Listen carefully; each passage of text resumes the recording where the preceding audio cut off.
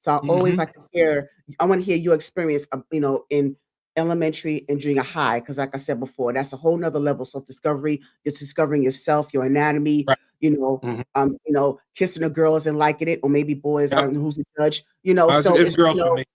yeah, girls for you. Yeah, I was yeah. like, So, hey, so I on want to this hear. I show, definitely, on yeah, this segment, we're absolutely, talking about yes, the yeah, ladies. We talk about absolutely. it, you know. Duly noted. Um, Yeah, absolutely. right. Yeah. So I just want to hear more about your elementary and junior high school journey. Not just with the music alone, but because I'm the comedic side. Any teachers you looked up to? How you in classes? How did you adjust? What was your mental state of mind? Like all that stuff. All that stuff. Ooh, that's a loaded question. It's a loaded. Well, I it all know. I know. started. No, I'm just playing. So elementary, preschool was man. It's all right to everybody. This is a if you have children, this is a very this is the time where you should really watch your children. And what I mean Yes. by that is this is the time where you pour into your children the most because you can have teachers that can mess up their self-esteem. They can Oh. do stuff. That's why I totally Mhm. believe in like speaking over your children and letting them know they can do anything. I don't care if you got to tell them 2 + 2 is 4 700 times. They're not dumb. Don't call them dumb.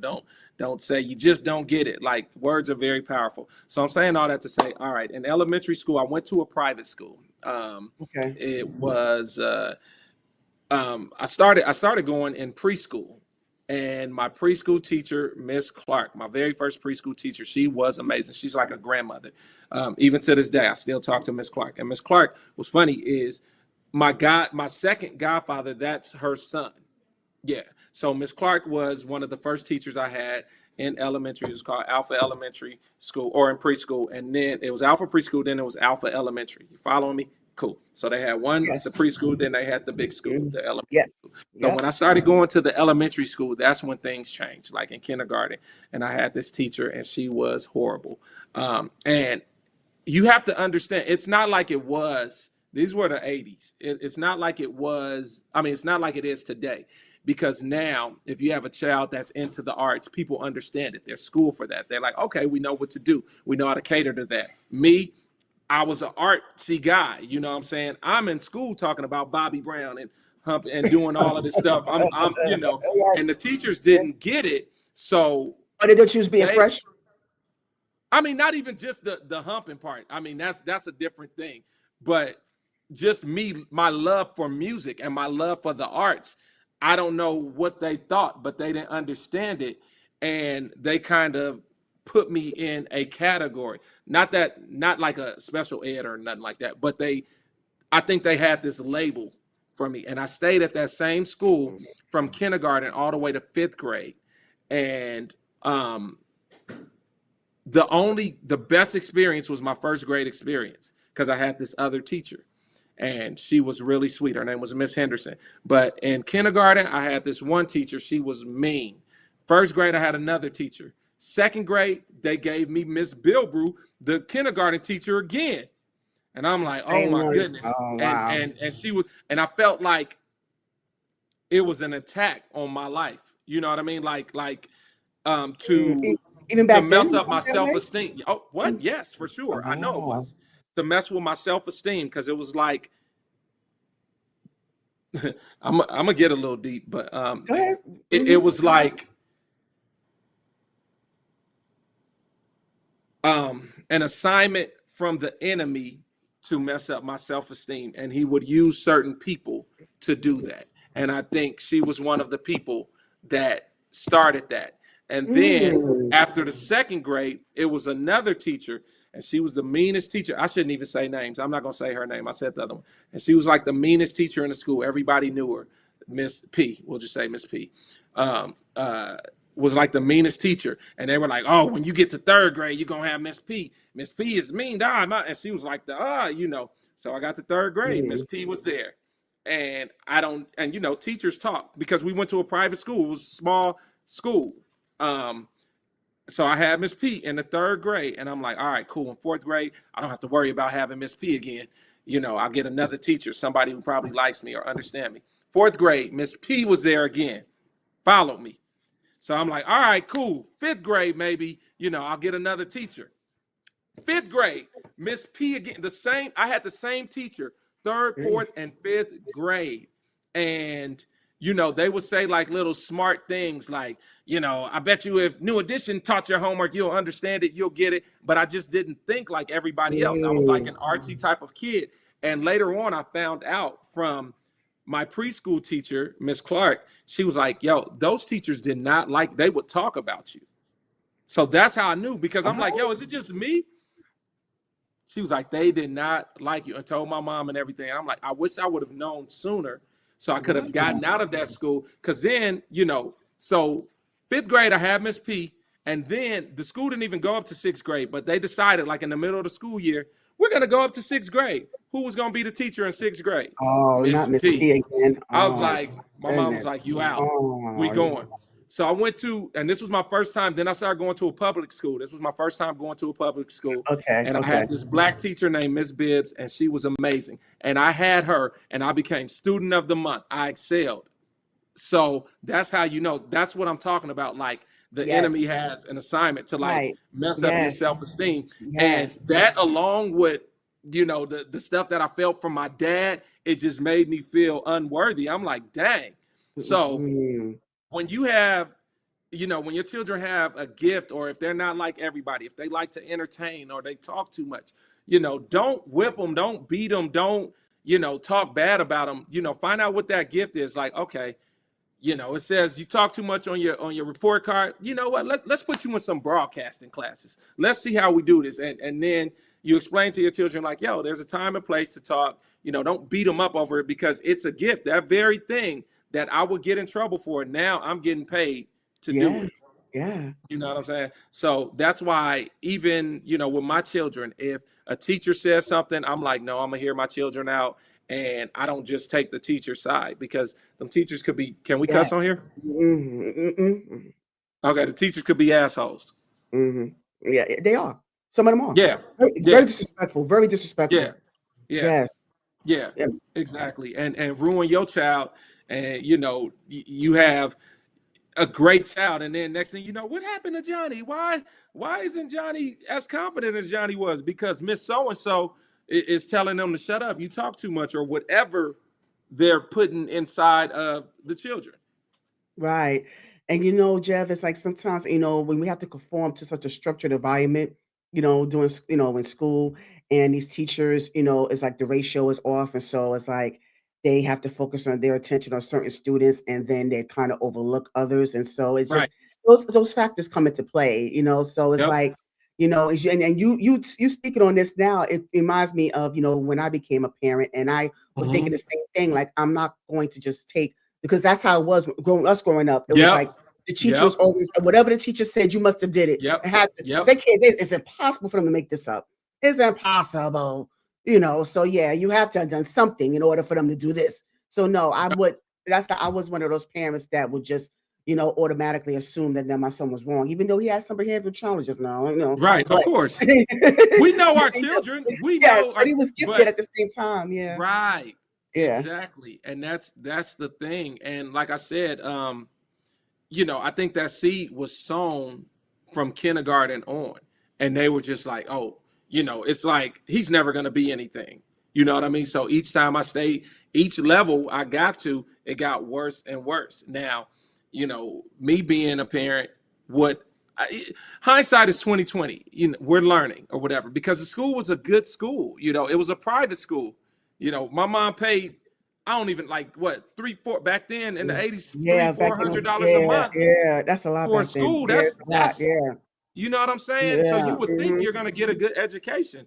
But all along, I should have just been going to a private school, or a school. I mean, not a private school, a public school, or a school that was going to nurture my gift and gifts. But yeah, so yeah, that was elementary. But things got better. Yeah, okay. As I got into 6th grade, it did, and then middle school was super challenging. I hated middle school. Middle school was middle school was horrible. But when I got to high school, what? High school. But before we get to high school, Well, yeah, but what about junior high school that was so horrible for you? I just hated it. I didn't like it. Mm. I didn't like seventh and eighth grade. Seventh, math was like, I hated math. And all I can, when I think about seventh and eighth grade, I just think about math. And it it's an awkward. First of all, I came from the private school, and then the sixth grade, that was kind of a culture shock, but it was still like, okay, it's elementary, so it was still kind of like, okay, cool. You're still a little sheltered. But seventh and eighth grade was like the wild, wild west. Mm. I hated math. I had multiple teachers. It was girls getting pregnant there. It Oh, was people yeah. smoking weed. I was Yes. like, yo, what is going on? I have to catch the bus. It's I'm in LA. There's gangs. I'm noticing certain things. People, hey, where you from? And I'm like, yeah, I don't bank. So it was all of that just made it horrible. Oh, mm. That made it. I did not like seventh, eighth. That transition was horrible. Seventh more so than eighth. Eighth, I was kind of like, okay, I got it. I understand. I know But what that's this when is. it, okay. That's what. But so let me ask you. So what was part of that also? Did you have to kind of be in encountering the reds and the blues? Yeah, kind of. But the way LA is, people think it's just like Crips and Bloods. But no, there's Crips against Crips. So you have to know it's Mm. certain Crips, like, okay, or the blues, if people don't know, sometimes it's blue on blue, or it's blue on dark blue, it's light blue against blue, like it's all of that. Here's And all then of it's the that. Reds Yeah. because people know, and then just catching the bus. But I didn't for the most part they knew me, but Okay. it was still kind of new. It was like, oh, shoot, what is this? Where are you from? And like, nowhere. I'm from, so it's kind of a shock. And then they're like, oh, okay, cool, whatever. And even going through high school, you kind of deal with that. But I was cool with everybody. I was cool with everybody.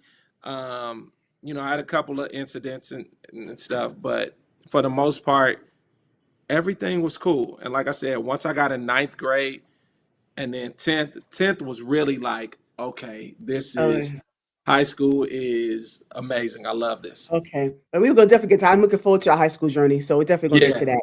So right Yeah. before that, I just want real quick before we get to the high school journey, and thank you so much because we packed a lot of stuff here from Mhm. your childhood. We build your relationship with your dad, your Mhm. mom's presence in your life. We talked about the elementary and junior high school of it all and how you were able to be surrounded by all of the creative juices, Yeah. with the music and the Yep. um the comedy and television Yep. and film, right? So we Yep. unpacked a lot. And Mhm. so now I also wanted to know, like with the upbringing, what just based on what you talked about alone, how did you find solace in the church? Hmm. Um,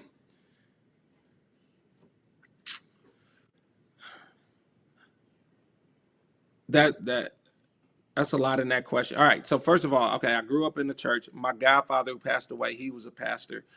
So growing up in the church, I was like, church, it was just something that we had to do. You had to go to. Mhm. Yeah, I had to go to church. And, my godfather, I loved my godfather. He was such a great guy. And, um, he let me be me, even though I grew up in the church, I wasn't like the church boy. I was Right. still, I would go to church wearing hammer pants and like the polka dot shirts, and I could still be cool. I had the Gumby, everybody else is wearing a suit. I was just telling somebody this story, and I'm like, they want to be little preachers and stuff. And I was like, yo, I thought that was corny. It was corny to me. Like, if you're like 10 years old and you talking like you 60 and like, you got your Bible coming to school, and yes, be who you are, praise the Lord, amen. But I'm like, yo, man, we're 10. Like, you know, I Yeah, wanted to that's how be we all. hip. You wasn't there at that time. Yeah, that's how we were. Yeah. Yeah. But yeah, but I'm still like, I was into like what was going on in culture. You know what I'm saying? Right then and Yes. there. It wasn't, Mhm. I didn't want to be a little pastor. Um so so yeah, my godfather was a pastor. He passed away. And then and before that time, I was like, all right, it's just going to church. And then I think when I became 12, I started going to this big church, like a mega church. And the pastor was cool. I was like, oh, okay, it's a cool pastor. The music was popping. I got involved. I started going to like youth events and things like that. And when I started doing that, I was like, okay, this is cool. It's not a bunch of, no offense, but weirdos. You know what I'm saying? Like Right, no, right, where we're being like super weird, but we love Jesus, but we're also having fun. You know what I mean? right, So right. I That found can people happen. like that. And then I think also, and I'm skipping a little ahead, but it ties into the story. Okay. When I got to the 10th grade, I joined gospel choir at my high school. And the gospel choir at my high school was super dope. And we would sing for people like Steven Seagal. Yeah, Steven Seagal was a singer. Jackson Brown. We sung for Faith Evans, Mary. Like we sung for a bunch of people that were like really Wow. popping. And I was like, yo, this is cool. And we would go to the House of Blues every Sunday and perform. And I was like, this is dope. And I had homies that were into the same thing as me. We loved God, but we were still cool, and we can go to parties and we can hang out. So a mixture of that really, made me say like, okay, this is cool, because I had one idea of what church was, and I was like, if Yes. that's church, I don't Mm-hmm, want that. mm-hmm. I was like, I don't want to do that. I don't want to be little weird pastor boy. Like I want to be, I want to be Jeff that loves Jesus. Like I'm still Right. cool and I do everything I do. And the older I got, I really got to understand a relationship, a relationship with Christ. But even though I've messed up so many times. Like that's funny because this past Of Sunday I course. went to church and somebody said, yo, most of my sinning I did when I was already saved. And I'm like, yeah, because I grew up in church. Mm-hmm, So it wasn't mm-hmm. like I don't have the testimony of like, before I got saved. I was like, no, while I was saved and had to get saved again and saved again. And even though now I have a better understanding, it's like, no, once you're saved, you repent and you keep on moving forward. So yeah, that is my long answer. No, I know. No, I loved every minute of it. So that's fine. No, and I'm glad that you brought it home that way, because it kind of resonated with me. Growing up, I started off Kojic, and My wife so was where coaching. it, Woo. yeah, it was a sin to breathe, Jeff. It was a sin to Yep, breathe. I was I like, what know. can I do? What can I do? My wife Because got kicked out of the church. ugh, My wife yeah, got kicked out of church. you know what happened? Okay, it wasn't Kojic, but what happened was my membership was suspended. I started going to a 7-day Christian church, and my membership was suspended because I had a child out of wedlock. Yeah, Wow. yeah, yeah, Well, I mean, at least, I yeah. mean, it's horrible, but at least it was because of that. Because of that, yeah, Not my wife yeah. got kicked out for wearing pants, Ah, mm, and yeah. it was so bad That where was yeah. Wow. she couldn't even like, they dress up for Halloween and and I know, yeah, anyway, we're not gonna go that Yeah, deep right, into that, right, but right. we're not gonna go that deep into that. But she dressed up for Halloween's and it was like a Wonder Woman suit that had pants to it. The lady ripped her pants. One Wow. of the mothers kicked her out of church. And then when they kicked her out, like things, my wife don't mind me sharing her story, but things started, happening and brought her on the wrong path. And then as she got older, then she was like, okay, this is a real relationship with Jesus. But she Yes. always, anytime she talk about coach, she like, ooh, flashback. Yeah. Yes. No, I get. I mean, because Jeff is You got to like, be born in. yes, yeah, you got to feel good in it, but you have to find out. Sometimes you got to find out on your own terms. How Yep. important it is that your relationship with God. It got to be on your own terms instead Yep. of like kind of forcing. And I understand Yep. you have to be introduced to it, because you have to train up a child, right? But Yep. at the same time, as you get older, you have to kind of find out on your own terms, and then we bring it back. We be Yeah. back. We come back. Exactly. We For straight. real. We straight, but we come back. Come on. You Facts. know. That's it. That's God. it. Yeah. Yep. Oh, thank you. That's Thank it. God for His grace. Oh my God. Thank God for His Come grace. on. Oh my God. Come on. You Come know. on. Every one Oh. of us on this planet needs it. Oh my goodness. Thank Yeah. I don't know God for His how. grace. I mean, how do we survive? Oh my God. Listen, that's real. Yeah. That's I real. And tell what's funny you. is some of the crazy stuff or some of the stuff we think like, oh, that's a big sin. God be like, what? That ain't even Right. nothing. That ain't Uh, nothing. Right. True, You true. over So tripping, like, come back. I yeah, love you. It's okay. I forgive you. Come on. yeah, Come back home. Come back home. I love you. Come here. yeah. Isn't that amazing? You know? Yep.